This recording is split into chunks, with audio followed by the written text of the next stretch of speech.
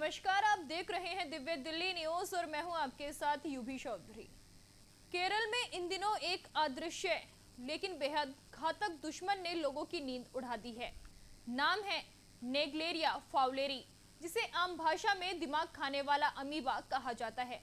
ये सूक्ष्म जीव संक्रमित पानी के जरिए शरीर में घुसकर सीधे मस्तिष्क पर हमला करता है और अमीबिक मेनिंगोएन्सेफेलाइटिस नामक बीमारी पैदा करता है, जिसकी मृत्यु दर बेहद अधिक है। इस साल केरल में अब तक इस संक्रमण से 67 मामले सामने आ चुके हैं, जिनमें 18 लोगों की मौत भी हो चुकी है। हालात की गंभीरता को देखते हुए राज्य के स्वास्थ्य मंत्री वीना जॉर्ज ने जल सुरक्षा की सख्त निगरानी और तत्काल उपायों के निर्देश जारी किए हैं। बढ़ते तापमान और जलवायु परिवर्तन को इस संक्रमण के फैलाव का बड़ा कारण माना जा रहा है और विशेषज्ञ लगातार सावधान रहने की अपील कर रहे हैं। अब ऐसे में हर किसी के मन में सवाल उठ रहा है कि आखिर ये दिमाग खाने वाला अमीबा कैसे पनप रहा है और इससे कैसे बचा जा सकता है। तो चलिए जानते हैं।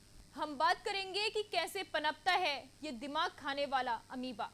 हाल ही में सामने आए ब्रेन अमीबा के मामले एक बेहद गंभीर मेडिकल स्थिति की ओर इशारा करते हैं, जिसमें मृत्यु दर काफी अधिक होती है। अधिकतर मरीज इस संक्रमण से बच नहीं पाते। ये संक्रमण एक सूक्ष्म जीवाणु नेग्लेरिया फाउलेरी के कारण होता है, जिसे आमतौर पर दिमाग खाने वाला अमीबा कहा जाता है। ये जीव मुख्य रूप से तालाबों, झीलों, गंदे पानी और साफ सफाई में लापरवाही बरते गए स्विमिंग पूलों से पनपता है। गर्म और आर्द्र वातावरण इस अमीबा के लिए आदर्श होता है, जिससे गर्मियों और मानसून के मौसम में तेजी से फैलता है। जब कोई व्यक्ति तैराकी या पानी से जुड़ी गतिविधियों के दौरान संक्रमित पानी को नाक के रास्ते अंदर लेता है, तो ये अमीबा नाक के जरिए मस्तिष्क तक पहुंच जाता है और वहां गंभीर संक्रमण फैलाता है, जो अक्सर जानलेवा साबित होता है। चलिए अब जानते हैं कि कितना गंभीर है ये सूक्ष्म जीव। ये सूक्ष्म जीव बेहद घातक होता है और जब कोई व्यक्ति संक्रमित पानी में तैरता है तो ये जीवाणु नाक के रास्ते शरीर में प्रवेश कर मस्तिष्क तक पहुंच जाता है। वहां ये ब्रेन टिश्यू को नुकसान पहुंचाना शुरू कर देता है, जिसे प्राइमरी अमीबिक मेनिंगोएन्सेफेलाइटिस नामक गंभीर संक्रमण हो सकता है। इस संक्रमण की वजह से मरीज को बेहोशी, मिर्गी के दौरे और न्यूरोलॉजिकल जटिलताएं हो जाती हैं।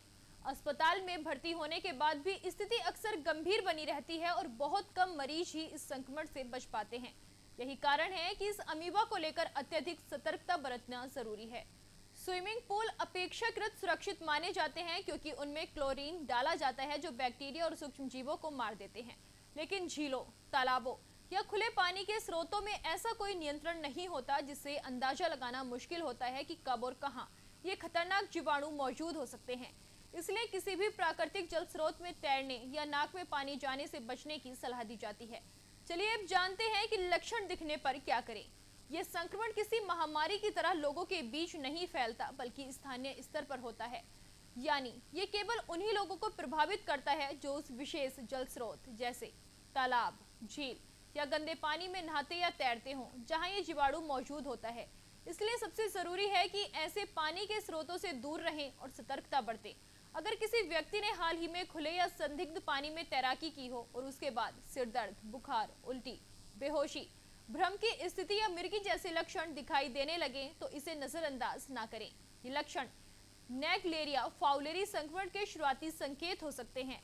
ऐसे किसी भी लक्षण के प्रकट होते ही तुरंत नजदीकी अस्पताल जाकर डॉक्टर से परामर्श लें और आवश्यक जांच करवाएं। जल्दी पहचान और समय पर इलाज ही इस जानलेवा संक्रमण से बचाव का सबसे प्रभावी तरीका है। तो इस तरह केरल में फैल रहा दिमाग खाने वाला अमीबा न सिर्फ एक मेडिकल अलर्ट बन चुका है, बल्कि ये हमें जल स्वच्छता और व्यक्तिगत सावधानियों के प्रति भी जागरूक करता है। ये संक्रमण दुर्लभ जरूर है, लेकिन इसकी गंभीरता को नजरअंदाज करना खतरनाक साबित हो सकता है। गर्मी और बारिश के मौसम में खुले जल स्रोतों में तैरने से परहेज करें और अगर स्विमिंग करना ही है तो स्वच्छ क्लोरीन युक्त पूल का ही चुनाव करें।